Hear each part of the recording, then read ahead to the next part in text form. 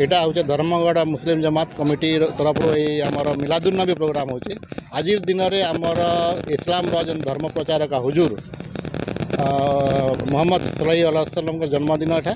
से तमाने पूरा भारत वर्ष क्या पूरा विश्व विख्यात तंकर जो मेसेज चाहिए शांति प्रदान पाने जन जन जनसाधारण शांति ये जो धर्मटा प्रचार कर इस्लाम धर्मटा प्रचार कर इस्लाम धर्मटा धीरे धीरे सबुआड़े प्रचारित होची। यार मेन मेसेज हूँ सबर करो, सबर माने धैर्य धर, अहिंसा क्या सहित लड़ाई झगड़ा करार ना समस्त माने सांगे भाईचारा आउ निजर गोटे जो साई पड़िशार जब कौन लोक जब भोकर अच्छी से आमर मोहम्मद से ये कर सही पार ना खावाई केमती व्यवस्था से जिनटा से मेन उद्देश्य है सब तमाने निजर धर्म प्रचार कर प्लस सबुआड़े भाईचारार तमाने ये कर अहिंसा धारण कर किसी प्रकार कौन प्रकार तमाने क्या सहित तमाने हिंसा करार ना समस्त को समस्त दुनिया रे रहिबार अधिकार अच्छी।